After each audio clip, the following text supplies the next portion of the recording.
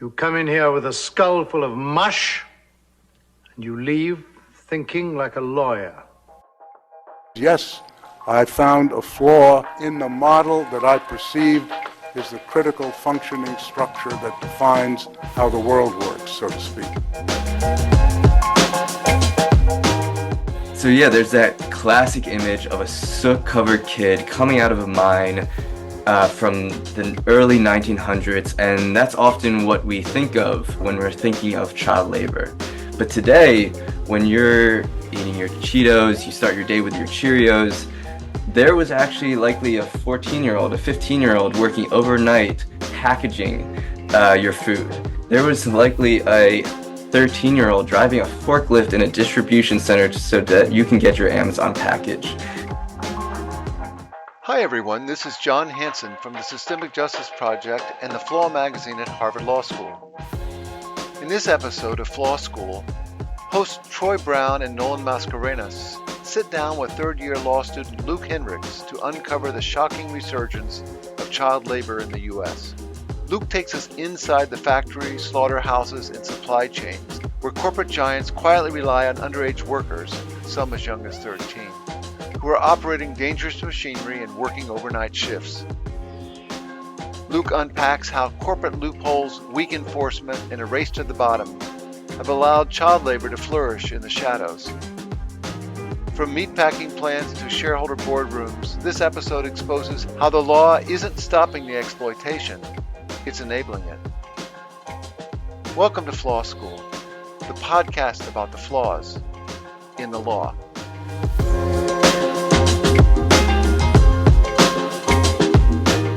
Hey, welcome to Flaw School, a podcast that explores the flaws in our legal system. We're today's hosts. I'm Troy Brown, a 3L at Harvard Law School. And I'm Nolan Mascarenas, a senior at Branham High School. And we're so excited to be hosting Flaw School's 11th episode. Every 2 weeks, we interview law students to uncover the role of corporate actors in producing many of our most urgent social problems, and the troubling tale of corporate actors shaping, bending, capturing, and breaking the law in their favor. In this episode, we'll be discussing the surge of child labor violations in the U.S. 100 years ago last summer, both houses of Congress passed the Child Labor Amendment and sent it to the states for ratification. The proposed amendment was a response to a pair of Supreme Court decisions in the 19-teens, striking down federal laws restricting child labor. As written, the proposed amendment would have given Congress the power to limit, regulate, and ban child labor all across the country.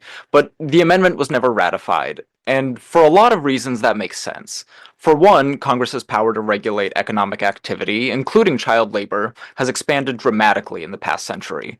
And for another, child labor is a problem from a different era. Or at least that's how we tend to think of it. But far from being a problem of the past, child labor is an urgent problem of the present, and it's a problem that's only getting worse. Joining us today to talk about it is Luke Hendricks. Luke is a 3L at Harvard Law School and is a repeat contributor to The Flaw, where he's written about corporate exploitation of workers. Welcome to Flaw School, Luke. Class is in session. Lovely to be here. So we're so thrilled to have you here, and I know you've been a regular contributor to The Flaw, but for our listeners less familiar with you, could you tell us a bit about who you are?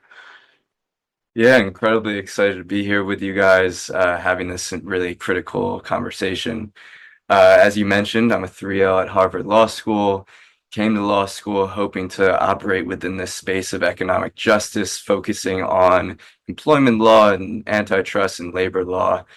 And for me, The Flaw has been a home for a lot of that exploration, fleshing out certain ideas about antitrust and labor struggles. And just very excited to be digging into this with you. A little bit about me, just as a background, is that I came to law school hoping to really engage with these types of topics.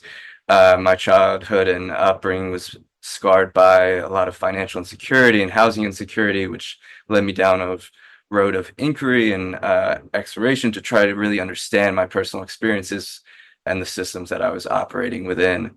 And that brought me to these issues that we're here to discuss today. You wrote a really powerful piece on the devastating impacts that corporations employing children have had. What inspired you to investigate and learn more about this topic? So I was digging into the topic of labor, antitrust, and power within labor markets and the harms that can arise when there's this concentration of power, specifically between employers and employees, bosses and workers. And what I kept finding were these Department of Labor, DOL press releases that were tracking a lot of their enforcement efforts for policing child labor. And for me, what I found was that there wasn't too much mainstream discourse about this rise in enforcement efforts and a crackdown in a rise of child labor in the US. For me, whenever I envisioned child labor issues, it always seemed historical. It always seemed like an issue of decades past. But a lot of these press releases kind of showed how salient and current these social woes are. And I started digging into these court documents and finding these really heart-wrenching stories and images of 14, 13-year-olds in full protective gear, full hazmat suit. They are hard hats, and they're on their hands and knees scrubbing slaughterhouse floors with hazardous chemicals, suffering chemical burns. These truly heart-wrenching working conditions of these kids, these middle schoolers. And seeing that and reading through these court documents, there was this one instance where there was a 14-year-old in Nebraska working in the city that prides itself in this Midwestern hospitality. And this 14-year-old was just trying to go to school every day. They're trying to live their usual teenage life, but they're actually working from 11 p.m. to 5 a.m. at a slaughterhouse in this community. They're coming home, toiling overnight. They have experienced truly harmful chemical burns. And all the while, they're working on skull splitters, and they're working on this dangerous machinery used to cut through flesh and bone of different types of animals, brisket saws. We're talking 14-year-olds working overnight. And reading through these documents really solidified that this needs to be out open and discussed and fully understood and in the mainstream discourse so that we can address it. So I think, like you, a lot of people understand child labor through imagery, including the really evocative imagery you just mentioned there. But I think for most people, certainly for me, the image that comes to mind is like children working in mines during the Great Depression. But to better ground this conversation, could you give us a picture of just what child labor looks like today? So yeah, there's that classic image of a soot-covered kid coming out of a mine from the early 1900s, and that's often what we think of when we're thinking of child labor. But today, when you're eating your Cheetos, you start your day with your Cheerios, there was actually likely a 14-year-old, a 15-year-old working overnight packaging your food. There was likely a 13-year-old driving a forklift in a distribution center so that you can get your Amazon package. When you're eating your turkey dinner, your chicken dinner, there could have been a child using hazardous chemicals cleaning the killing floor of that meat processing plant. There are miners employed in industries across the economy today in the US, from automobile part factories to sawmills, food manufacturing facilities to roofing companies, fast food establishments to slaughterhouses. It is incredibly widespread, and it's widespread because we have allowed for certain corporate law systems and systems of employment to take shape that dissipate how we impose liability and burdens that then incentivize a race to the bottom.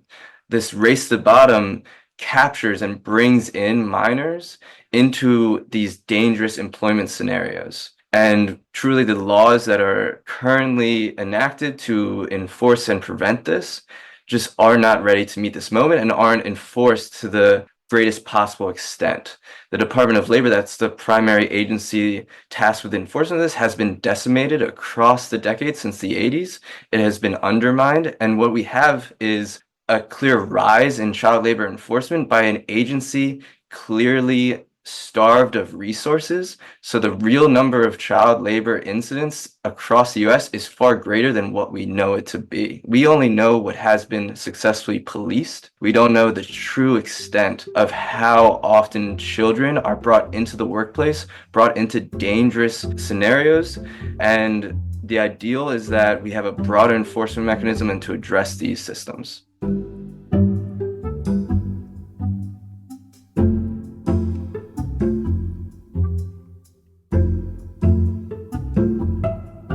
That description of child labor today is probably pretty shocking to our listeners, particularly because I think the assumption most people have is that, like you mentioned, child labor is against the law and so it doesn't really exist.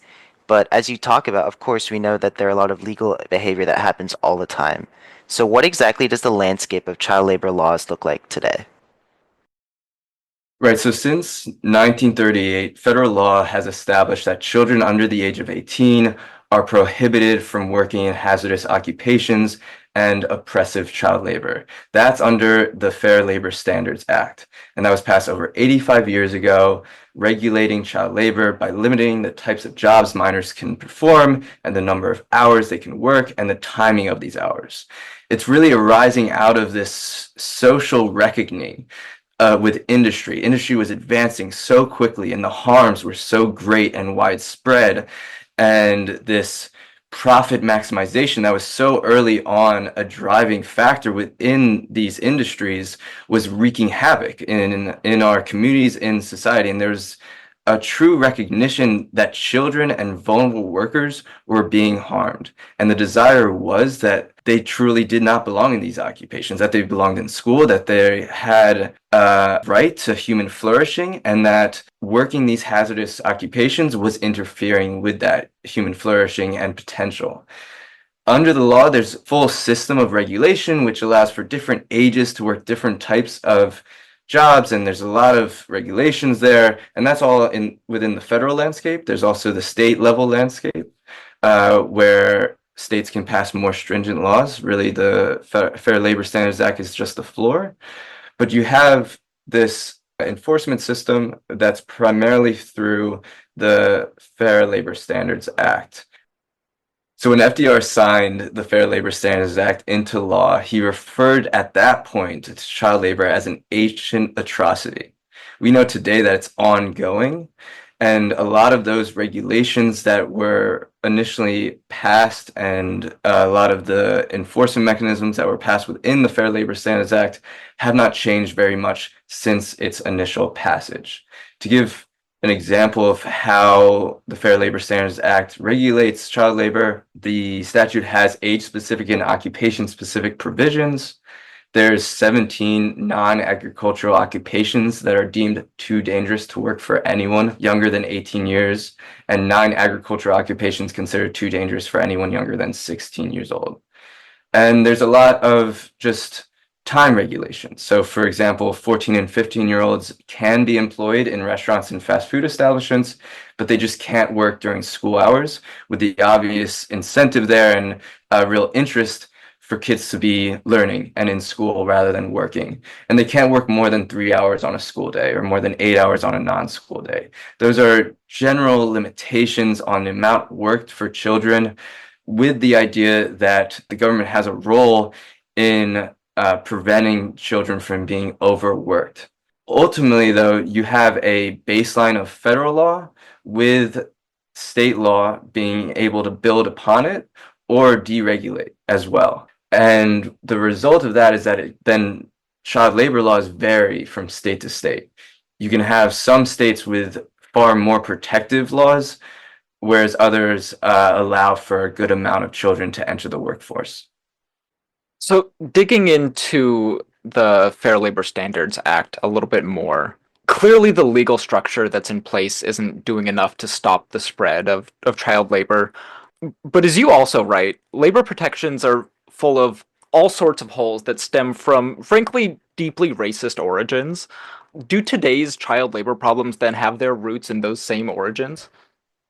From the very beginning, our most progressive employment and labor laws often exempted agriculture and domestic workers. That goes for the National Labor Relations Act as well as the Fair Labor Standards Act.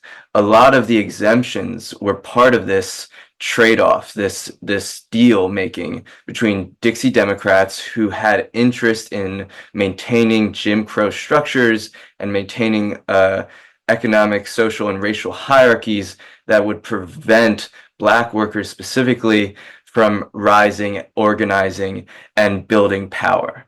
That was clear within the National Labor Relations Act, where those agricultural exemptions and domestic work exemptions removed from the statute's protections roughly 90% of Black workers.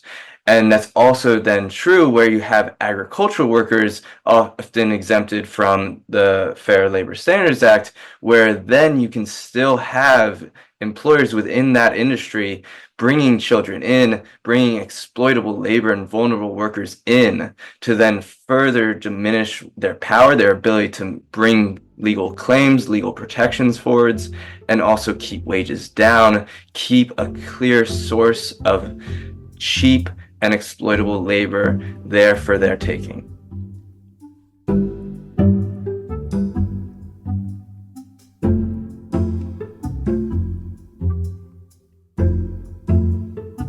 And those exemptions exist today. There have been the occasional congressional effort to remove the exemptions, but they've often been met by strong business interest disapproval, and they have yet to be successful.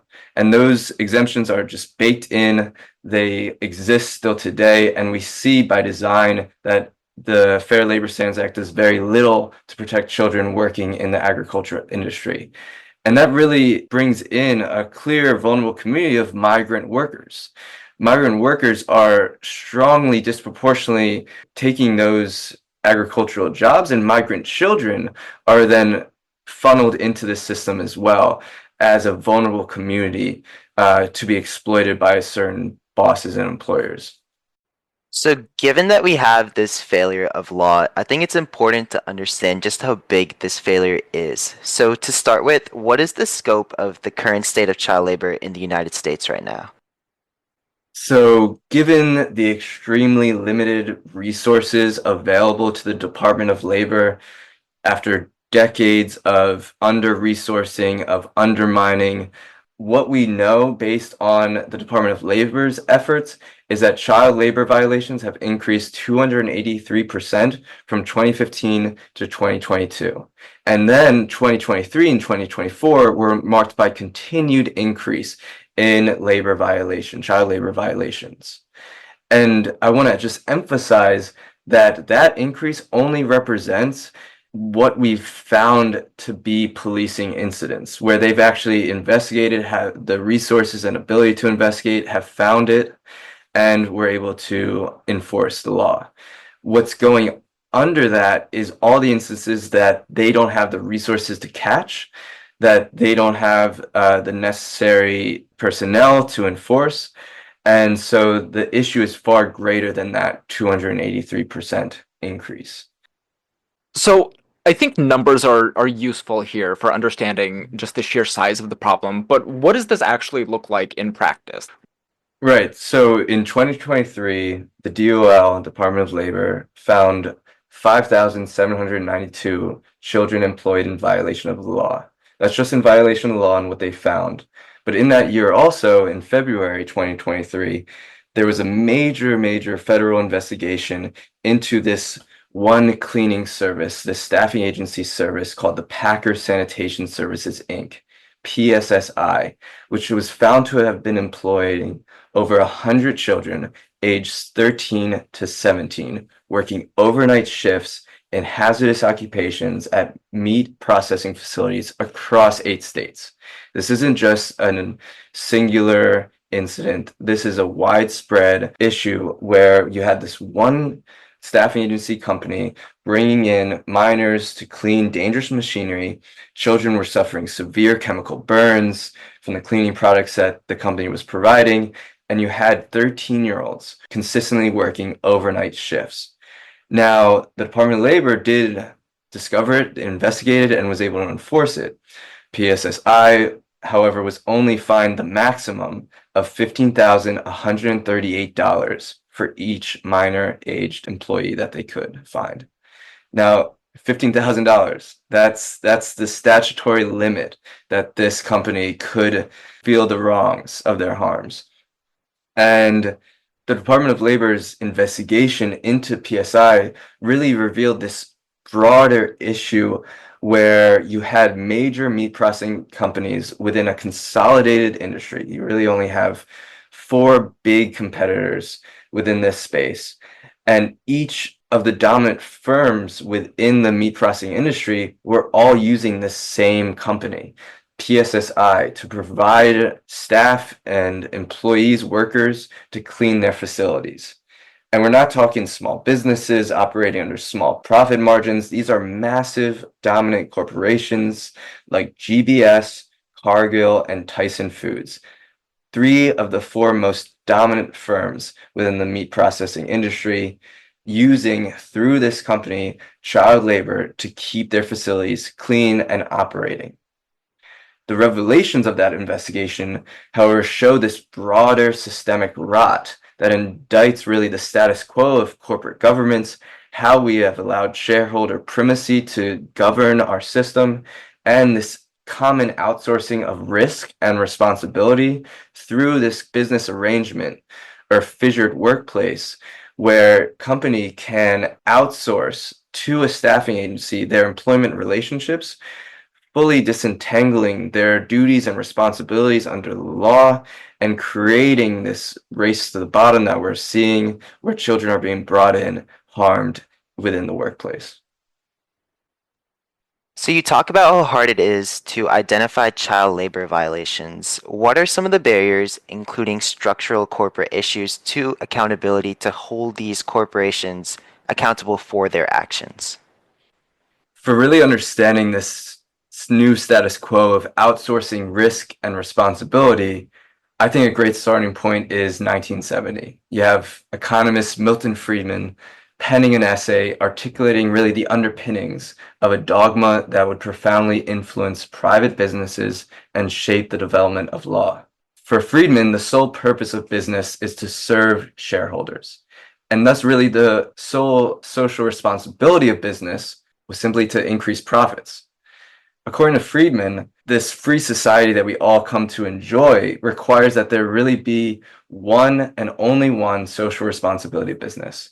And that's to use its resources to engage in activities designed to increase short-term profits, so long really as it stays within the rules of the game. The hidden bag behind that, though, is that the rules of the game can change to further this shareholder primacy, to further this short-term profit maximization. And this worldview manifested an emergent and now dominant legal and economic framework for corporate governance that we now know as shareholder primacy, where shareholders are held supreme. This dogma then instructs executives and boards of directors to prioritize increasing short-term profits and share prices over all else, over improving alternative metrics like operational performance, the benefit of workers. And to serve this profit maximization goal, companies from the 80s on deprioritize labor retention, worker retention, reinvestment in their facilities and supplies, and really their growth of sales over the long term, instead focusing on short-term cost-cutting efficiencies, maximizing payments for shareholders. This shift in priorities resulted in deep downsizing practices, widespread across industries. And that's where we really get this employment result, where we get workers losing their jobs while shareholders rake in profits. Now, for the worker, for the employee, companies are outsourcing their services and want to seek to avoid the burdens of direct employment. What those burdens really just mean is following employment law, providing benefits to workers, providing a minimum wage. And a company is able to avoid all of those costly benefits to workers by contracting with intermediary companies that provide labor through subcontractors and subcontractors of subcontractors. For this one economist and labor scholar that was in Obama's Department of Labor, David Weil, he describes this trend as the emergence of the fissured workplace. A fissured workplace is where this major company can deploy very legalese, detailed contracting agreements and rely on an intermediary like a staffing agency, a PSSI, a cleaning staffing agency, to provide the necessary services that ensure the company can still operate and move forward. For a meat processing sector, this is very useful. It's a common dynamic now, where meat processing companies can downsize, completely eliminate in-house cleaning services, and instead contract with PSSI, quote, premier provider of food safety solutions. Also happens to be owned by a private equity company in the name of Blackstone. Then they can come in, provide staffing, provide workers, and a company like Tyson Foods or the overall meat processing industry can say, we aren't employing these workers. We don't owe these workers anything. It's actually the staffing agency. The staffing agency is the primary responsible party who controlled who they're employing and who they're bringing into the workplace. Down the road, we then have these staffing agencies in a bidding war, in a race to the bottom. How can they provide these big companies the most amount of labor at the least cost? And really that then creates that race to the bottom of, all right, as little pay as possible, terrible working conditions, terrible working hours, and who can we actually bring in that will accept this hours? And often that's vulnerable communities. And who's more vulnerable than a miner, desperate for work, desperate to provide some type of money for their family? And then you have bringing in even more vulnerable to exploitation workers like migrant children who are repeatedly found to be employed within these meat processing facilities.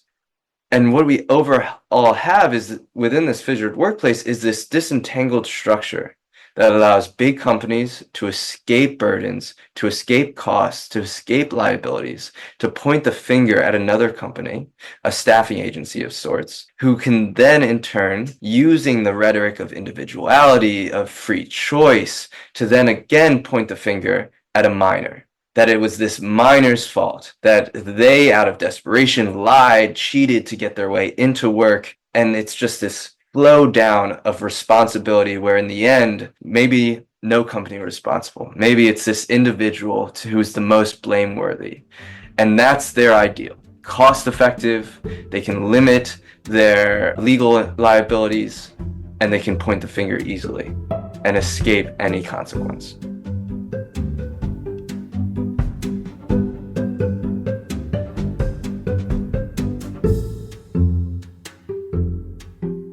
I want to stick on this point of the corporate structures here and the ideas of shareholder supremacy, because I think a counter argument from the right would be that actually corporate actors are the best positioned to address these issues, right? As we've seen, the government regulation and oversight just frankly isn't working, in part because there aren't the resources. So why is it not the case that corporate boards and corporate governors, who, as you note, have immense power, can't be the ones to affect this change?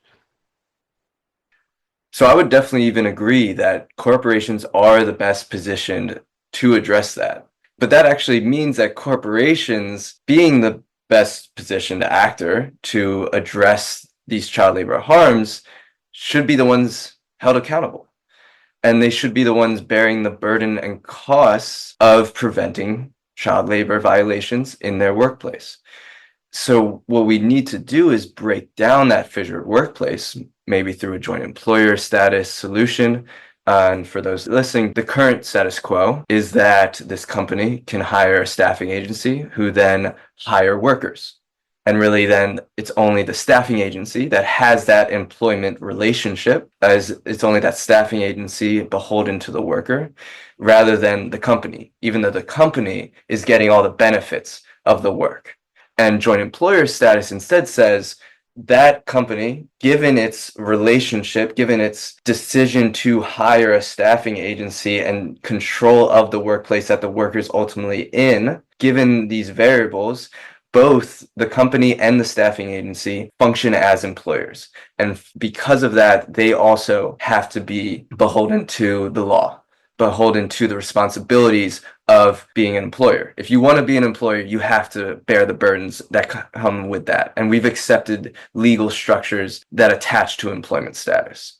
And what some, though, argue is that because corporations are the best positioned and because we believe in shareholders, that shareholders are informed, that they can see these news articles come out, see that the Department of Labor is investigating the company that they're a shareholder of, and force the company to change through a shareholder vote of some sort or what have you.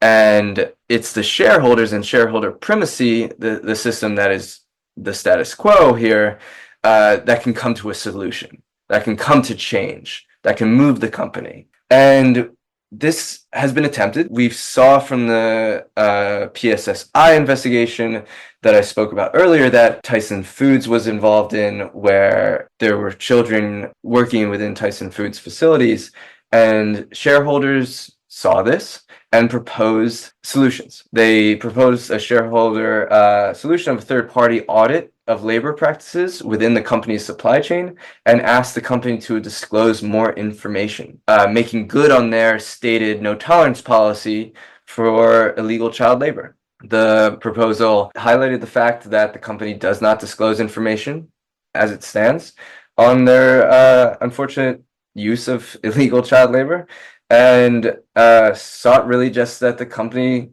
could strengthen its policies and practices, including a robust system of checks and audits. A simple proposal. But as headlines announced, shareholders ultimately rejected that proposal. And that's not to discredit the values of an everyday shareholder within Tyson Foods. The reality is that it wasn't a truly democratic outcome. When we think of shareholder votes and shareholder primacy, it's really not the everyday stockholder that has an equal vote for these proposals. In fact, Tyson has a dual stock structure where insiders have an outsized vote power, and these insiders have over 70% control of the company's stock, where publicly traded stockholders have only 30%. And despite the clear harms of child labor, and despite what we would consider a rational moral disgust with child labor, that shareholder proposal was rejected, even though the majority of normal everyday public traders voted in favor of these simple audits and checks. Despite this majority, it fails, given this very common dual class stock structure of these big companies. When we think of these values of shareholder primacy, that it's empowered by principles of democratic outcome, of private enforcement and control, and free market values, no matter what the vote shows again and again, that the weakness of shareholders as a check on the most powerful entities for society's worst instincts is disrupted by a concentration of power within a select few's hands. It's not democratic, these outcomes. And there's further issues also in just thinking that private markets can self-regulate here. The proposal was for third-party auditors, which again is a booming industry for these companies to sign off and say that they've hired an independent auditor, they got the all clear, and they can't be liable. They've done all that they can. And that's the status quo today. Can you walk us through this third-party auditing structure and explain some of the ways where it works or more likely doesn't work? Yeah, so third-party audits are now a 80 billion global industry in which firms perform hundreds of thousands of inspections every year. However, we're seeing reporting of confidential audits conducted by several large firms in the audit industry that revealed that they are largely captured as a private enforcement market and consistently miss child labor incidents. They're increasingly deployed and relied upon by corporations as this privatized solution for policing, but really it's to shift away from public enforcement. It's to show that these companies can do it on their own, but in reality, it's a flawed mechanism. Companies themselves can dictate the scope of the audit, determining when and where auditors can even conduct inspections, as well as what documents the auditors can even review.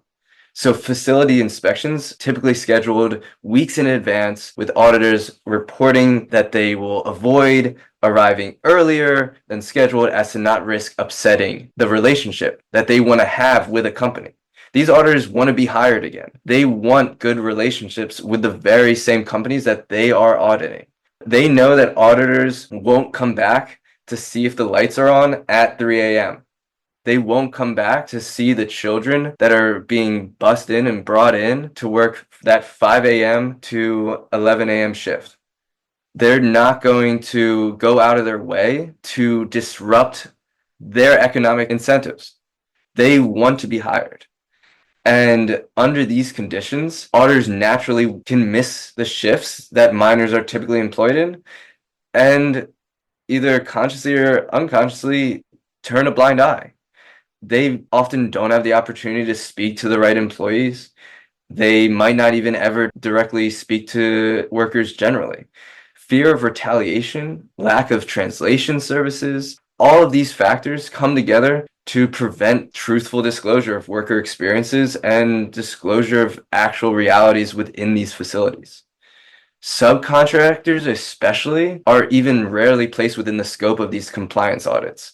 So again, the general norm is that these big companies are using subcontractors, and those subcontractors won't be in that determined scope of an audit. So they can point to a private auditor, point to this burgeoning industry of private audits as a legitimation machine, as a kind of washing of their reputation, while controlling what auditors can see and the outcomes of the audits, essentially. Research has also found that third-party audits often rely on forged and false documents. There's no policing the private policers in this scenario. They can just reign free and, again, are just driven by the same profit maximization that the companies are. Is it then safe to say that third-party auditors, in a sense, are essentially useless? I mean, for companies, the real beauty of these third-party audits is that it reduces then the apparent need for real oversight by scrutinizing third parties and public enforcers. What we have now is this expansion of private compliance audits in conjunction with a diminished enforcement capacity of public agencies. This privatization of enforcement through captured auditors provides companies further insulation from the meaningful public accountability that is required to prevent child labor. As captured third-party audits fail to even catch the most blatant violations of child labor laws, the very structure of companies further provide the insulation from accountability. And ultimately, what we have are business interests then engaging in coordinated legislative efforts to further roll back the existing child labor restrictions, limited as they even are today, as part of this broader movement to privatize public institutions and deregulate employment. Yeah, so let's stick on this point about what's happening legislatively, because we know that in the coming years, there's no help coming from the federal government, so the onus really is on states to do something. But what exactly are states doing right now? Yeah, the Economic Policy Institute has been really great about tracking state-level efforts to deregulate child labor laws. I would point to a lot of the work of Nina Mast, who's a researcher over at EPI, Economic Policy Institute, who has been doing a lot of great work within this space. What we've found is that state legislatures across the country are trying to introduce and have enacted legislation to either extend the permitted length of work hours for minors, also limit the additional oversight and enforcement capacity of the agencies tasked with enforcing child labor laws, and are loosening certain restrictions and liabilities if a child is harmed in the workplace. What's consistently seen is also that the same states where these legislative efforts are coming forward are often the states where the Department of Labor are finding egregious federal child labor violations. You have in Minnesota, a national food manufacturer was illegally employing 11 children, 9 of whom operating hazardous machinery and meat packing and food processing facilities. And Minnesota in 2023 tried to enact legislation to undermine their child labor laws. It goes hand in hand. The companies in these states are often already engaging in unlawful behavior and are also benefiting from this coordinated effort to make that unlawful behavior actually legal. Why it's considered coordinated is that the primary proponents mobilizing around this legislation are the same business interest groups. It's the National Federation of Independent Businesses. It's the Chamber of Commerce. It's the National Restaurant Association. These industry associations are coming in and truly just handing over legislation to legislators to just pass. What organizers have found on the ground is that after legislation has been introduced, when they confront a legislator, they often don't even know what they've tried to enact. They don't even know what's in this law to allow a 13-year-old to work longer shifts, to completely eliminate liability for certain companies who employ children and that children get injured on the job. These legislators are given legislation by interested parties to just pass forward. And I will say that although this pro-business agenda is seeking to limit guardrails to ensure that the health and safety of workers is protected, there are coordinated efforts to fight back.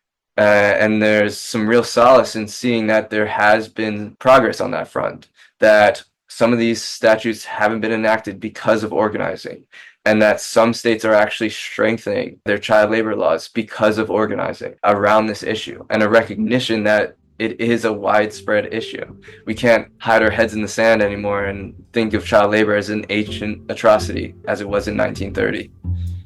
That ancient atrocity is here today.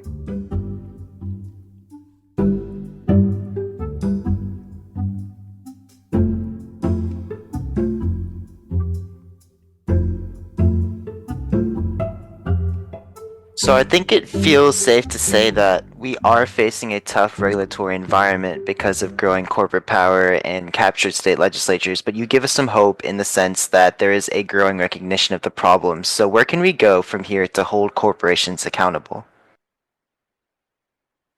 I mentioned the joint employer status movement that really took shape under the Biden administration. Unfortunately, from this current climate of the Trump administration, it shouldn't be expected that the National Labor Relations Board or the Department of Labor will still seek this new movement of joint employer status as a solution.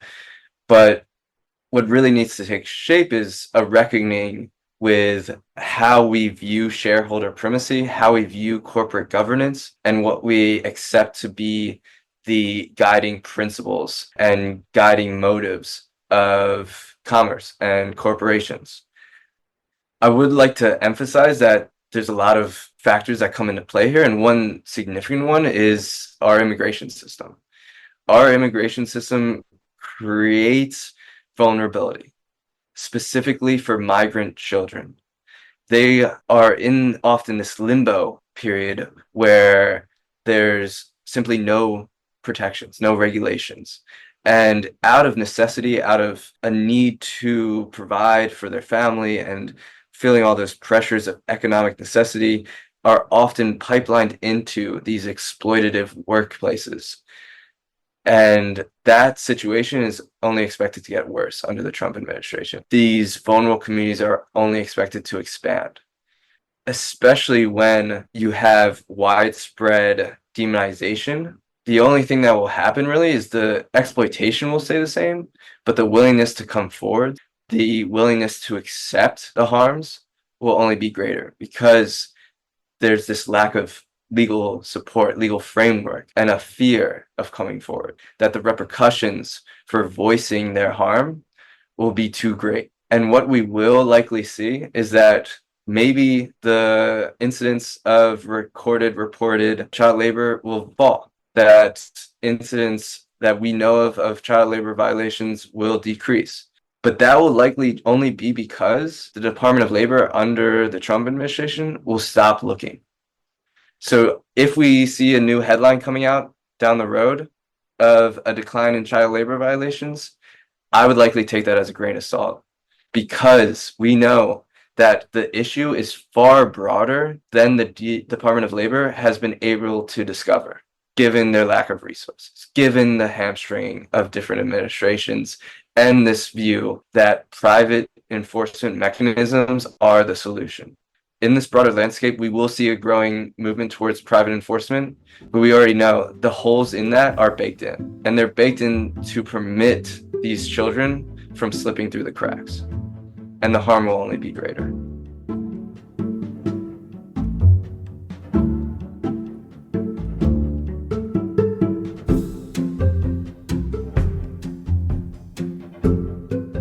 So, Luke, this has been such a useful conversation, and unfortunately, as you note, there are a lot of reasons for pessimism in the coming years, but you also write about some reasons for optimism, and I think it's worth flagging those.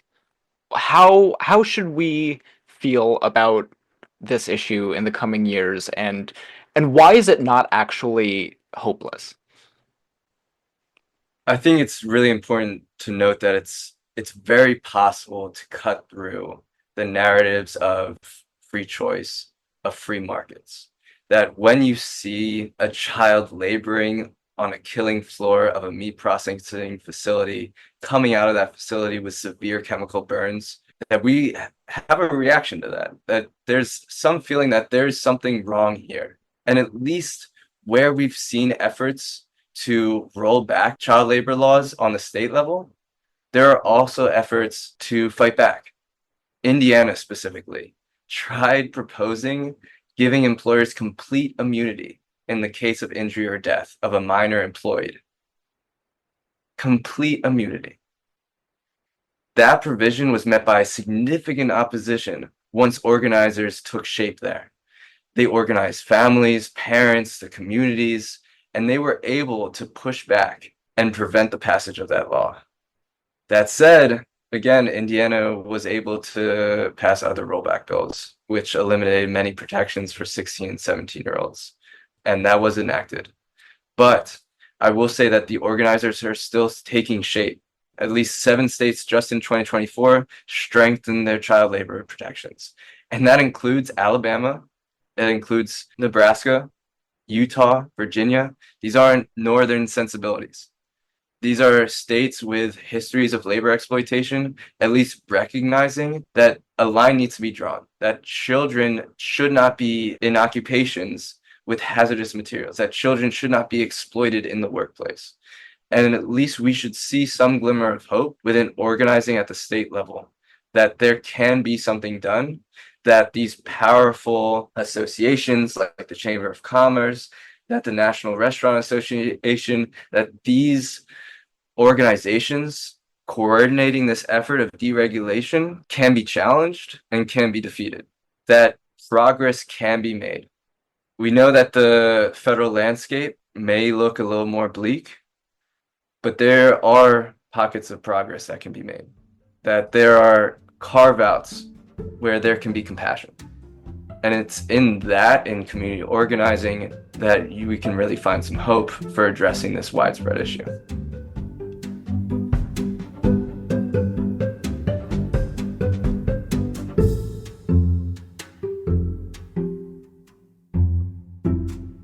Luke Hendricks, thank you so much for joining us on the podcast today. That's all we have time for. We're so delighted that you took the time to join us. Thank you for having me. I also want to thank you for a wonderful conversation. It opened my eyes to the huge child labor violations that persist despite long-standing regulations and what the path towards progress could look like. And of course, an incredible thank you to Nolan Mascarenas for being such a great co-host today. Of course, Troy, if you're interested in reading Luke's full article or learning more about the flaws in our legal system, check out the Flaw magazine at theflaw.org. And if you enjoyed this episode, first make sure to check out the show notes. There will be some awesome links and references there, and make sure you subscribe to our podcast wherever you listen to your podcast. Rate and review, 5 points, 5 stars only. You can also check out flawschool.org for more content. Thank you all for listening. Looking forward to talking at you in the future. Remember, the bell doesn't dismiss you, I dismiss you. Okay, class is dismissed.